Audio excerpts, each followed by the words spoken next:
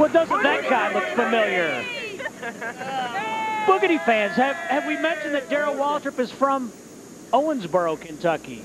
Oh, yeah, just down the riverways here. It's a little town, 54,000 people, but a lot of drivers have come out of Owensboro. The Green brothers, Michael, Jeremy, myself, lots of great drivers come from Owensboro. Well, let's take a look at our STP starting grid. Scott Riggs, the pole sitter, and Darrell, you think he is the odds-on favorite. Explain that. Well, his wife just had the baby, and I tell you, we have 2 children. I won a race after both of them, and I always felt much better. I got over my morning sickness, and I was able to get up and do my job a lot better than I had been up to that point. So I put my money on that man tonight, number 10. Todd Bodine, we saw double dipping. Now, Darrell, we've talked about what a beautiful facility this is. Let's talk about the racetrack itself. Well, it's a beautiful racetrack. I get so tired of hearing about cookie cutter racetracks. Every racetrack has its own personality. You know, these D-shaped mile-and-a-half ovals, every one of them are different. The thing that makes this one unique is you can race side by side here. We got 2 very distinctive grooves.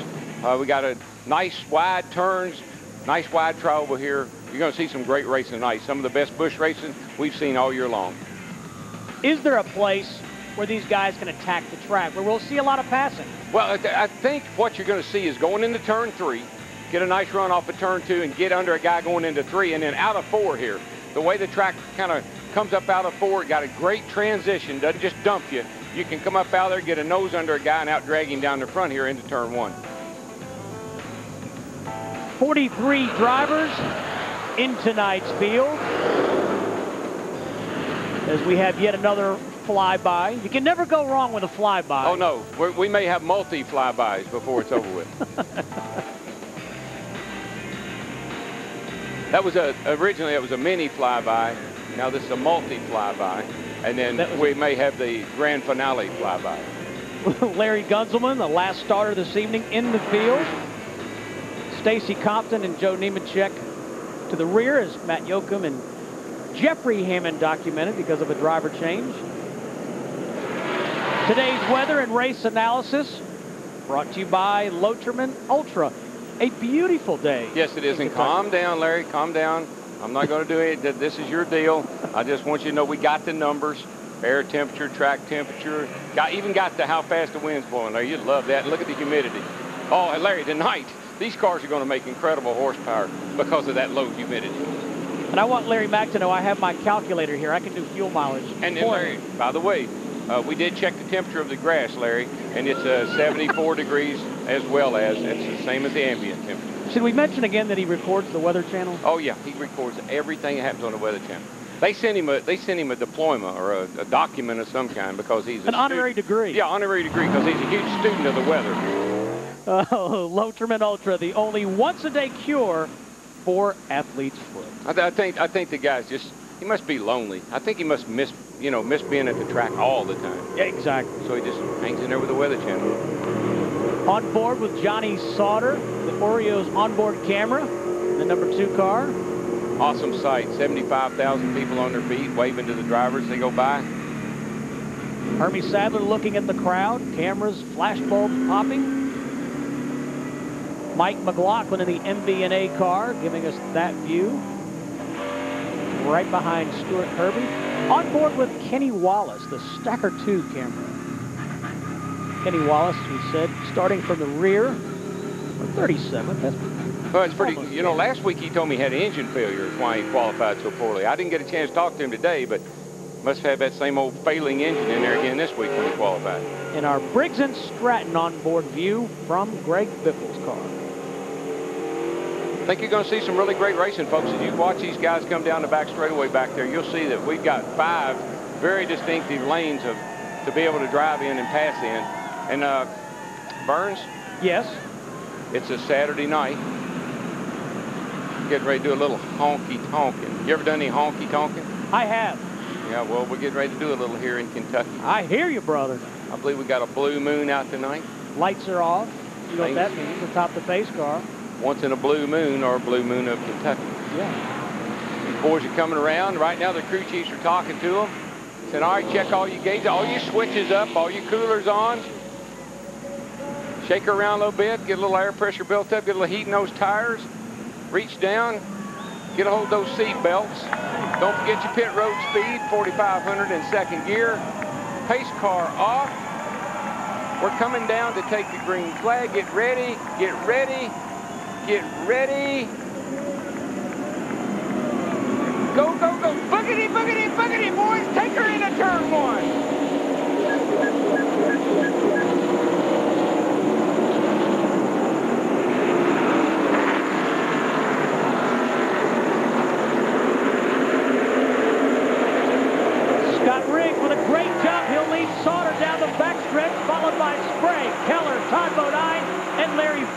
And buddy, they're already 3 wide all the way back to about 10th, 11th, 12th, 15th place. Car goes high down in turn 3 and 4. Got a car around backwards in the wall over in turn 3. It's the 91 car. Stanton Barrett in the 91. Caution is out. Looked like he just got in there a little on the high side, and the back end came around on the 91 car. Stanton Barrett, Hammond might be able to give us some input into that car. I think he's been helping those guys a little bit. Stanton just won some awards for Hollywood stunt work.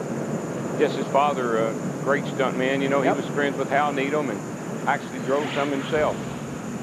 Stan Barrett. He drove that car before Harry Gant did. He did. He drove his Go car before. He didn't even call it the Rocket Man. Yeah, he just goes around all by himself. I think there was a lot of racing going on back into the pack there. Got to be patient on these opening laps. Tire pressures are down. You've got to give the thing a chance to come to you. And Barrett to the garage area. Heavy damage to the rear of that number 91 car. Well, that's too bad. Out early, but got a chance to fix it. Maybe get back out and pick up some points. Scott Riggs is the early leader here at the Kentucky Speedway. Got 1 to go here.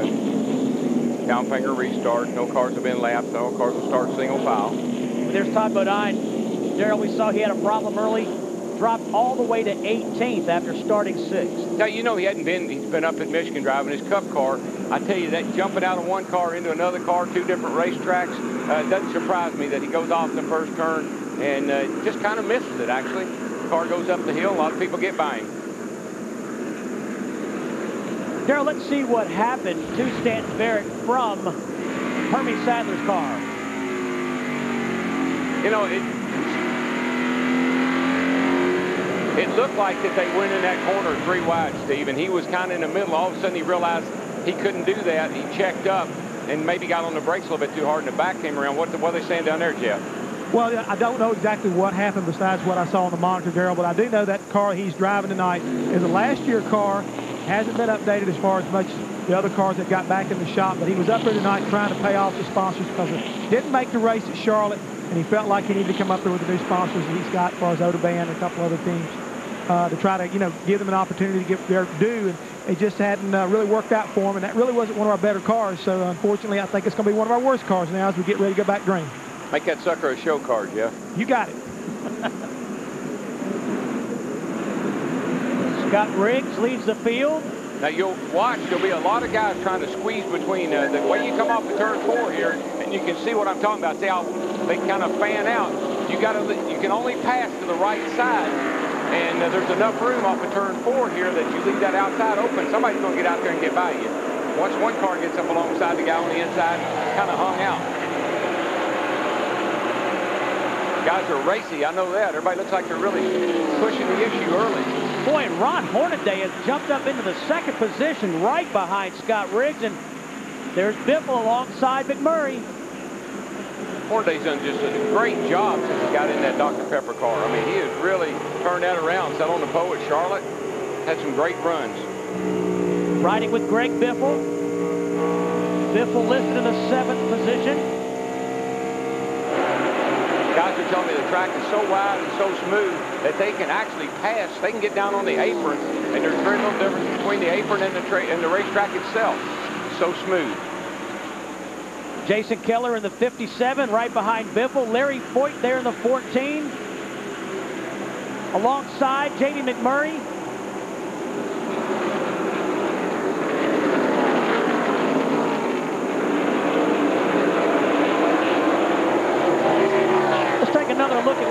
talking to Stanton Barrett just moments ago in the 91 car. This is onboard Kenny Wallace. Yeah, I tell you, Steve, I think he just got in there, realized there was nowhere to go. The hole was closing up. Had to lock it up a little bit, get on the brakes, and around it came. And then the restart here, you'll see that 26 car, on the high side. Pepper car. He just got a great run. He anticipated the start, got a little run on the outside, and buddy, he took off. And kept that momentum up. He really did. Bobby Hamilton Jr. in the 25, Ricky Hendrick in the 5, Randy LaJoie in the 7 car. LaJoie posted 12th. I've been told that that 5 car is on a rail. I've been told to kind of keep an eye on him tonight. They really feel good about their chances. LaJoie underneath Hendrick. Casey Mears had in the 66, did a great job at Nashville last week. Boy, he really did. Qualified on the front row. Little Dodge. She's coming around for him. Where you see Ricky Hendrick in the 5 car. He and Jack Sprague are teammates, and I think Ricky's getting better each week. You know, he broke his shoulder at Las Vegas, had to sit out for a while, but I think he's starting to come back to him. Takes a little time, even when you're a kid like he is, to get back in the groove. Yeah, he's making just his 25th career start in this series. They ran the truck series all last year, and then they moved up to he and Sprague both into this Busch series, and boy, I just can't tell you how impressed I've been with Jack Sprague this year in this Busch series. Coming in here, learning the cars, leading the points, winning a race. Pretty awesome. Scott Wimmer, the 23, driving for Bill Davis. Right behind Ron Hornaday. That's a battle for second. Wimmer has 2 straight top 10s, 4th at Dover, 7th at Nashville. Oh, yeah, another young kid that's doing a really good job. Had some great runs here lately for Bill Davis in the 23 car. Darrell, do people underestimate confidence in a driver? Is this just a matter of him feeling more comfortable in that race car? I think it's momentum, buddy. I just got to tell you, look at Dale Jarrett. He wins the race at Pocono last Sunday. He goes straight to Michigan, and what does he do? Sits on the pole. So there's a lot to be said for momentum and attitude. Got to have a good attitude. On board with Greg Biffle. And we talk about attitude of the cars all the time, but I tell you, the attitude of the driver and the team is a big ingredient into being successful in any series. Scott Wimmer side by side with Ron Hornaday. Jay Sauter in the 21. He wants a piece of that action. He's going to go below Wimmer. Yeah, and just behind this little crowd. Oh, they made contact. Woo, big contact. Smoke flying. Man, isn't it too early to be doing that? Man, they're putting good years on each other. Hornaday ain't going to like that. He's an old short track racer from California. He won't forget that one. Look at Biffle. He drove down on the apron to make that pass. But it's that old theory, you know. 8 tires will get a whole lot more traction than 4.